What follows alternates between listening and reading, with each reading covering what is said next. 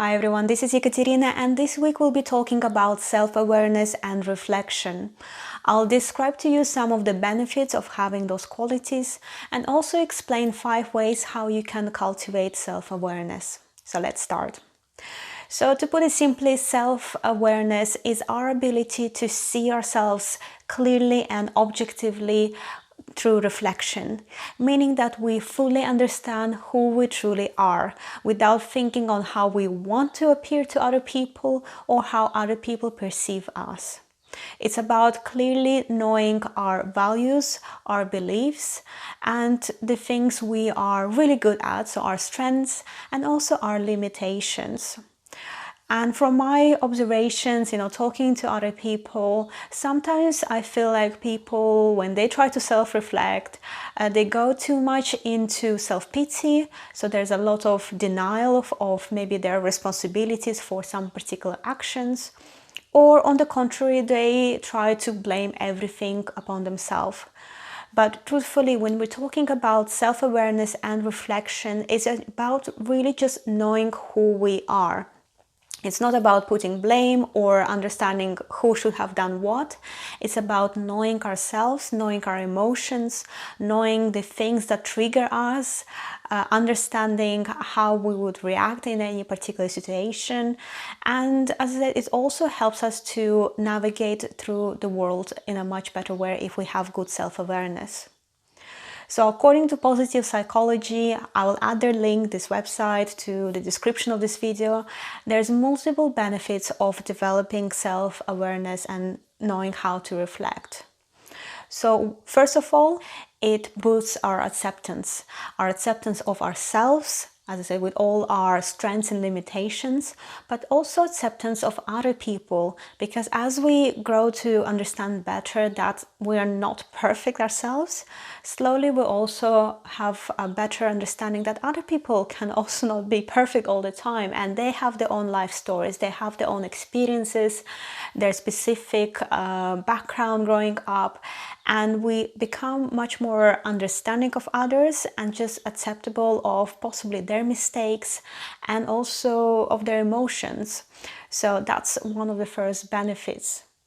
Secondly, it encourages self-development. As we learn more about ourselves, we often also can come to a decision that, well, I'm happy with this, but this could be better.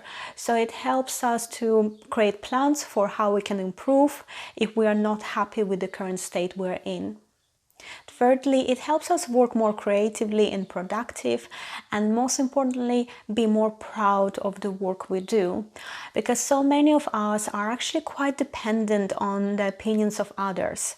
And I'm not excluding myself in this case. I do also sometimes feel like I need that praise from others, that acceptance, so that I can confirm to myself that the work I'm doing is good. But as you learn to self-reflect and be more aware of yourself, you also slowly learn to become more proud of the things you do. So you're becoming less reliant on other people's opinion, because in the end of the day, you know yourself, you know how much time, how much energy you contributed to the work you've done, and other people don't often can see the full picture. So they might not notice all the hours you've put into some piece of work. So it is important to be, again, self-aware and sometimes give yourself a pat on the head. I've done a good job, and well, if other people haven't noticed that, it's their miss. And lastly, it does help us to make better decisions in life, because we also can see this world through the perspective of other people. As I say, we're becoming more accepting of others, and as we are part of a community, it's impossible to live in this world completely independently. You will have to interact with somebody at some point, whether it's with the people in the shop or your colleagues or your friends or your family members. So as we becoming better at understanding other people, it can also help us to make best decisions for ourselves, because we know how exactly we need to navigate through different situations. So how can we develop self-awareness and reflection? And truthfully, I would say some of those steps sound very easy, but they do need dedication. It needs time, it needs effort.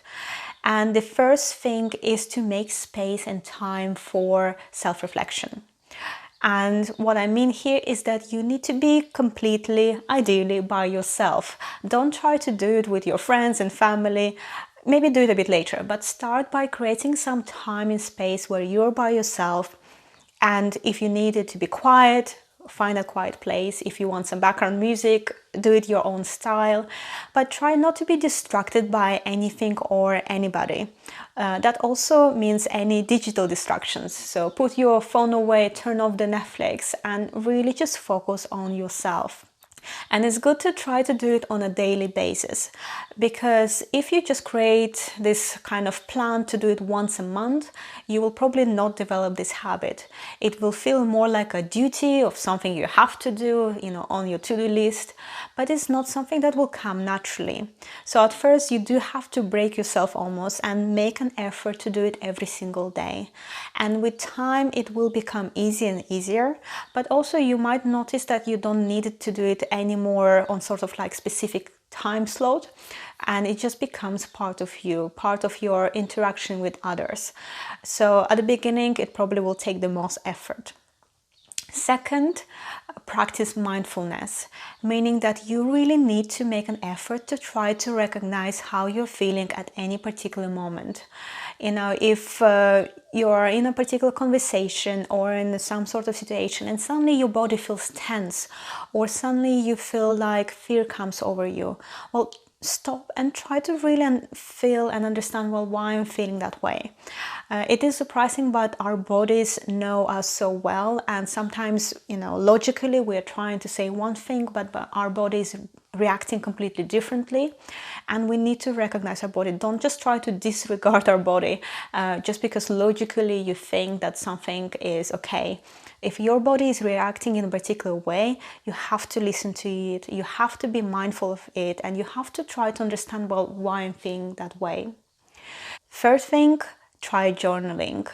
And again, I am a person who never could do any journals. For years I've been given wonderful books, diaries, and I've just never could do more than maybe a couple of weeks' time. And it's only thanks to this college course I'm doing, where we have to document our feelings on a weekly basis, that I was finally able to create this habit of journaling. And again, at first it was really uneasy because I didn't know what to write about. I couldn't decide when to write it. But slowly I came to a good understanding that if I sit down over the weekend with a journal, generally I will have something to write about, like a full page. And it also gave me time to reflect on the things that happened after the lesson. So I was not rushing into writing my journal straight after the lesson, and I gave it a few days to settle down. But I was also not trying to turn it into some sort of task that I only did for the teacher, not writing the last night before the lesson or on the day of the lesson. So in the end of the day, the journal is for you. So you decide how much you write, what you write. But it does help to have some sort of record of how you felt in a particular day or the things you've noticed, because in the future you might want to go back and see also the things you've done, the whole journey of the improvement. But I think it also helps you to recognize that some problems, they stay with us for a long time. We try to think that, I'll sort it later. And then you look in your diary and you see that that problem was there 1 year ago or 2 years ago or 3 years ago, and you still haven't done anything about it. And there's actually an interesting thing you can do also online. I think there's many names for it, but I've heard it called mood tracker. And it basically is like a planner, but all you have to do every single day is just record your mood for that day.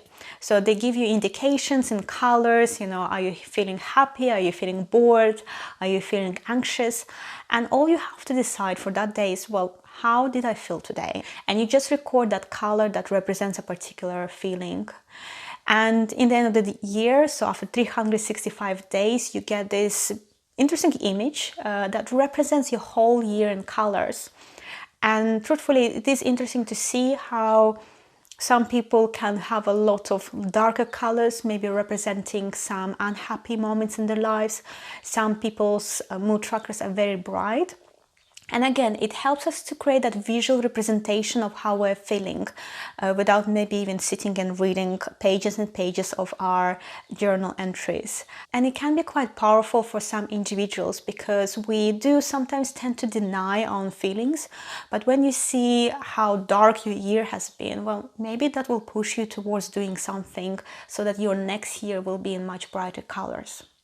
So the fourth thing you can do to cultivate your self-awareness is to practice listening. And truthfully, this is not very easy because especially after COVID, what I've noticed is that after spending so much time by yourself or with a very small circle of maybe your family members or your friends, people are not really good listeners. They prefer to talk more because I think their need to be heard is much higher than perhaps their interest to hear. And again, as somebody who went to music school for 7 years, I did a whole study program in piano back in Estonia growing up. It was only in year 6, at the end of the year 6, I remember this moment very clearly when my teacher told me, finally you can hear music and not just listen. And somehow this phrase really stuck in my head because for some time I couldn't really understand what she meant. But later on I did realize that I started to be a better listener when it came to music. It wasn't just about the melody, is it happy, is it sad, but I could really almost see how it's being played, so the complexity of the melodies, understand which part was played by right hand, which was left, how difficult it was. And again, it took me 6 years at the time to develop that. So it's no wonder that when we listen to other people, again, we can listen on the kind of top level, and that's it, or we can actually try to fully engage with that person and understand the whole complexity of what they're trying to say. Is what they're saying is exactly what they're meaning, or there's more to it and they're just trying maybe be cautious of us or careful not to make us feel upset. So again, try to practice your listening in order for you to fully understand your world. And finally, try to gain additional perspective by asking feedback from others. Because again, when we are doing self-reflection, of course, we can try to imagine what other people are feeling or what they're trying to express to us in a particular moment. But in the end of the day, you have to also go to that other person and double check that your understanding of a particular situation was matching their understanding. Again, it's not about maybe challenging everything that you've experienced, but getting that additional view on the situation. And again, that helps us to be more accepting of others and just generally helps us with interacting as well.